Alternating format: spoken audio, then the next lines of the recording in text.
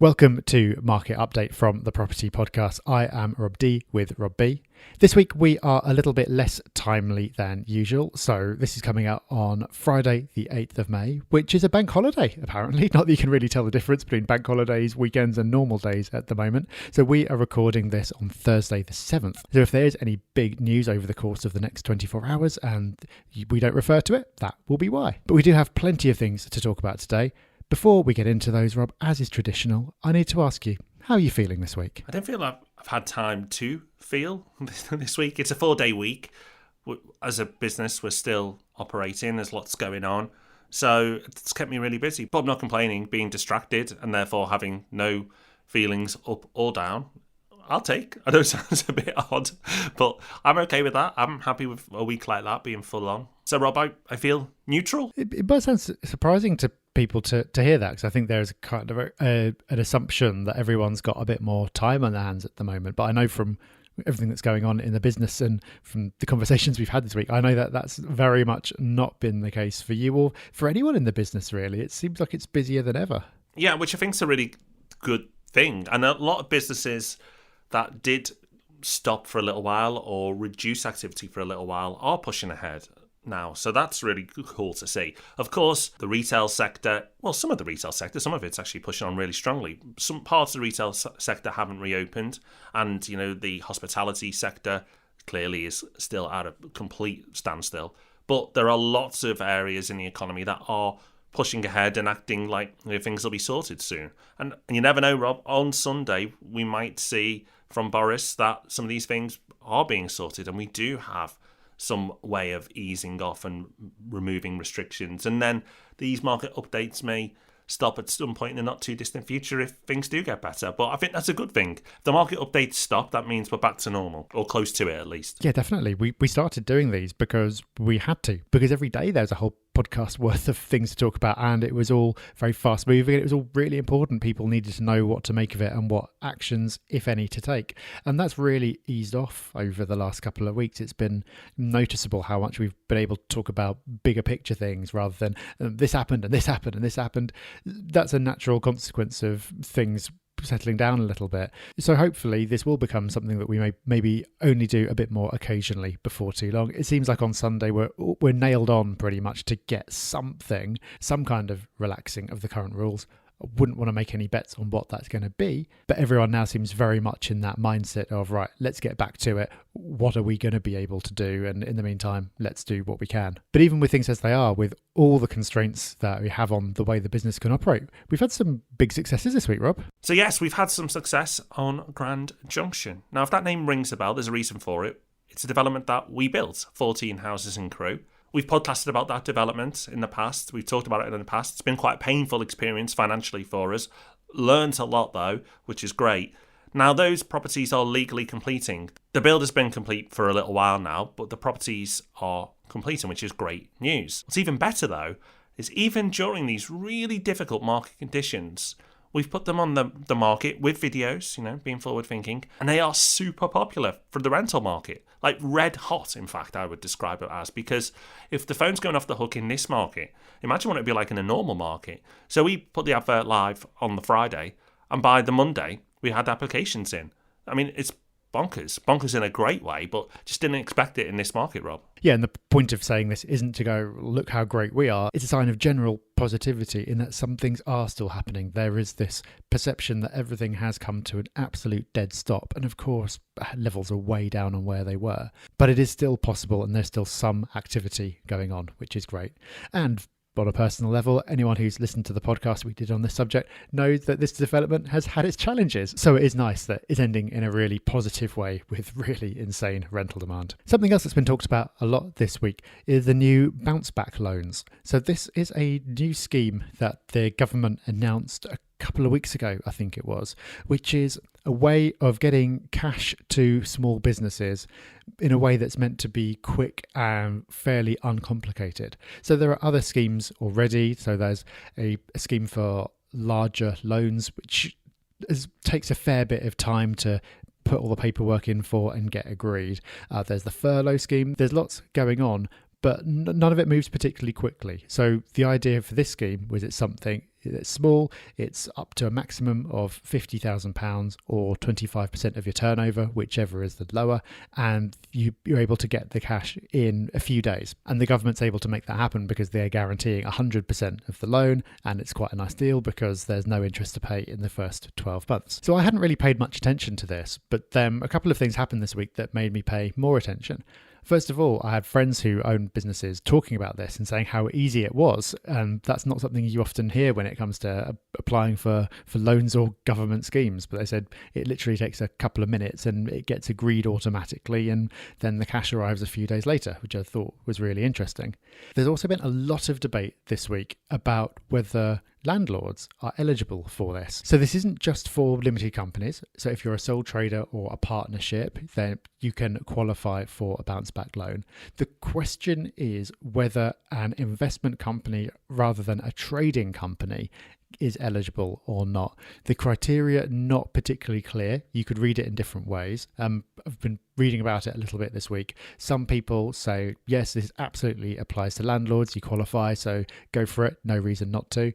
Other people have interpreted it in a completely different way and say, no, you can apply. You may even get accepted. You probably will get accepted because it's a self-certification thing. No one's actually going to look for any proof, but you shouldn't be certifying this because actually you're not eligible, and therefore you might get into trouble in future if you do.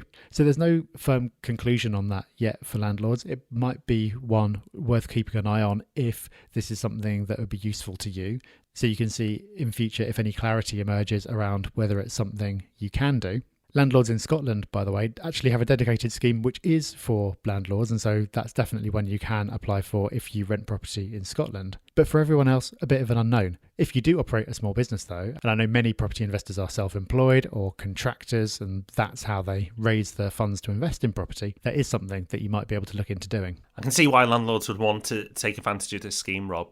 Not necessarily because they're in financial trouble, but a few crafty landlords may think, wow, this is a deposit for another property. I know that's probably not the intention for the scheme, but I know that's probably how a lot of people will think. So it's going to be interesting to see how the government guides us on this to say what is and isn't allowed. And also really interesting for the people who've just gone ahead and got the loans to see how they'll be treated. Like if you go and invest it in another property and the money's gone, then how are they going to action that money being returned? Again, no idea, and we'll see in due course, but one to watch, and we'll keep you updated on that. So a reasonable amount happening in the world of property this week, but the stock market is a more dramatic place generally, and certainly has been the case over the last few months. Now, Rob, you mentioned a few weeks back that you were really surprised how the stock market has performed, because yes, they've crashed, and when I say they, we're looking at the US and UK markets here. They crashed, and really crashed hard. But then there was a recovery on both sides of the Atlantic, and the UK stocks recovered a reasonable amount. But in the US, it was really strong recovery. And when you were commenting on this a few weeks ago, you were baffled. But speaking earlier, I know you've done a bit of digging and have started to put together a pretty solid theory as to why that's happened. Yeah, when you look at the magnitude of the falls and the rises in the US and the UK, they're not miles apart. So they both fell by roughly the same amount, about 30%. The FTSE 100 is now back up 16%, and in the US they're up 22%. So the US market has come back stronger, not dramatically so. But what really surprised me was that if you look at where both markets were before any of this happened, the US was far more fully valued or overvalued, depending on how you want to look at it. By any metric you want to look at, the FTSE 100 was far cheaper than the S&P 500 in the US. So you would have thought that if the US market was starting from a higher base, it would fall further and it would take longer to come back up. And in fact, that's been the opposite. If you look at where both those markets are now, the US market is now back to where it was last October. So it had a really good run towards the end of last year.